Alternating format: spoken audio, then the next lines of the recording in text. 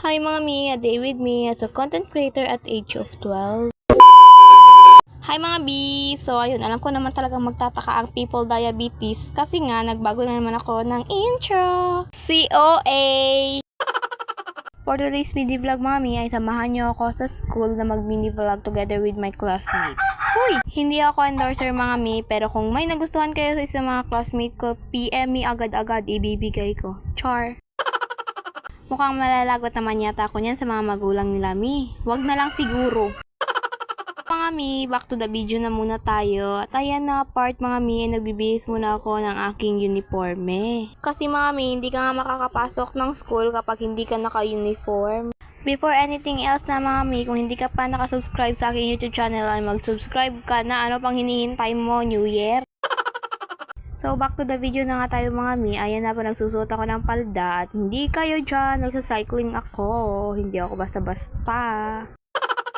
Fast forward mga mi, tapos na nga po ako lahat-lahat. And, kayo na lang yung kulang. So, ano na, outfit check tayo. Music on. There ain't nothing in this world like a Filipina girl. You got me when I first saw ya. I was like, damn, I want ya. I couldn't stand on falling into And fast forward ulit. Parang kanina lang nag-outfit check tayo. Pero ngayon, tayo ay naglalakad na sa hallway ng school. Alam ko naman nakita nyo na yung school namin sa last vlog ko. So, ito nga pala yung nadatnan ko sa room mga mi. Yung iba nagsusulat, yung iba nagsi-cellphone. Kahit sobrang kalat na mga mi, pero okay lang. Basta matapos lang nila yung gawain nila. Ayan na nga ako mga mi. Todo mirror check, mirror check. So, sila yung first classmate na may introduce ko sa inyo mga mi. Kasi why not? Hindi natin sila i-flex. Sino naman ako? So, ayan. Pa-smile-smile lang yan. Pero mamaya, pagdating ng teacher, para na yung, hindi ko nasasabihin. Baka may magalit. So, hindi ko na lang ipapakita yung mukha ng aking isang kaklase mga mi. Kasi baka magalit yung kanyang sister. So, pagkatapos nga nilang magsulat mga mi, ay nagkachika-chikahan naman kami dito. So, i-reveal ko na siya mga mi kasi nga nag-hi siya sa vlog natin. So, dito na part mga mi, nag-practice nga kami ng kanta kahit sobrang hirap pero tuloy-tuloy pa din ang kayod. Nahihirapan na nga ako dyan mga mi sa pagkanta pa lang at sa pabibideo na din. Sabi ko mga mi, okay lang yan kasi tignan nyo naman mga mi, nagluto-lutuan kami pagkatapos. At na makikita nyo sa video mga mi, music nga po nga yan lahat at walang nakasagol na iba. Hindi kasi kagaya ng jowa mo kahit meron ka na naghahanap pa din ng iba. Damn! Kung natamaan ka naman be, ay okay lang yan. Nobody's perfect nga, diba? This video mga mi, ay nakauwi na nga pala ako sa room. So kung kanina yung mga classmate ko yung nagsusulat, pues ngayon ako naman kahit pa-cute lang yung alam. Habang nagsusulat ako mga mi, napansin ko yung isang kaklase ko mga mi ay nanonood ng vlog ko. Dahil nanonood siya, sino pa naman ako mga mi para hindi siya ikasali sa vlog, diba? And this vlog nga mga mi, tignan nyo, biglang nagkarambol-rambol na nga yung buhay namin dyan mga mi. Kasi nga, yung isang kaklase namin, yung cellphone niya ay nasira!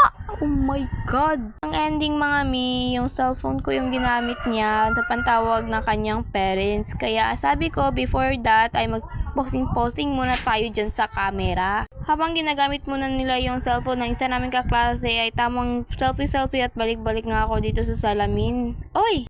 Naabutan ko nga pala si Kim sa salamin at nagre-retouch ng kanyang face. Yes! Tama kayo na narinig. Siya si Kim. Ayan, ang ganda-ganda diba? Sa inyo na yan. Tapos na pala nilang ginamit yung cellphone ko that time mga mi. Kaya ayun, back to smile na lang ulit kami sa camera. So, tignan niyo si Sherry mga mi, tamang smile lang siya din sa camera kahit hindi naman nakakatawa. Ayun, sinuzoom pa yung face niya. At ayun ang bad guys. I-report niyo yan guys ha. Char! Tinabunan ko na lang ng emoji dyan mga mi, no? Tinabunan ko na lang yung face nila mga mi kasi nga alam nyo, sobrang sama nila Sherry kanina. Sino ba naman dapat sila? Mare-report ako ni Meta niyan, tignan nyo. Yung manok mga mi, nagigigil na ako. Ang sarap nilang katayin mga mi. Halata naman kasi mga mi. And yun nga po pala si Ishin mga mi. Tignan nyo mga mi, ang ganda-ganda ng mga kaklase ko. Tabon-tabon lang yan. Kasi that time mga mi, wala kaming pasok. Mga mi, habang nagvo-voice over ako mga mi, galit na galit ako dito mga mi kasi nga yung mga manok. Fast forward mga mi, hindi ko nga pala namalayan habang nagvo-voice over ako. Hapon na nga pala ditong bandang to. Yes mga mi, hapon na yan at natapos na din kaming mag-exam. Papali nakita kung paano ko kumain kasi mga mi, ang pangit ko talaga kapag kumakain. Tapos na nga pala ako pero yung si Kim hindi pa tapos. Ayun, nagsusulat pa ng answer sa blackboard. Sinusulat nga pala sa kanyang papel at sabi ko, hi ka dyan, be hi. Ayun, sumunod naman siya. Big shoutout mga mi kay Noveline, Princess, Blessings, and kay Belle na rin. And kay Janelle na laging nangiinis sa akin mga mi. Kaya tuloy, delete ako ng delete ng mga video kasi nandun siya. Tapos sabi niya, i-delete ko daw. Kasama ko nga pala sa salamin si Mara at si Umayra. Yung kakatapos niyo lang nag-exam pero ikaw todo pa cute dyan sa salamin. Para ka namang ewan. Para masubscribe mo nga ako sa YouTube mga mi, ilalagay ko na yung link dyan sa comment section. Di ko pa talaga namalaya nagbablog-vlog na nga pala ako at umulan lang bigla. Hindi man ganong kalakas yung ulan mga mi pero agad-agad na akong lumabas para makita niyo talaga yung view dito sa labas.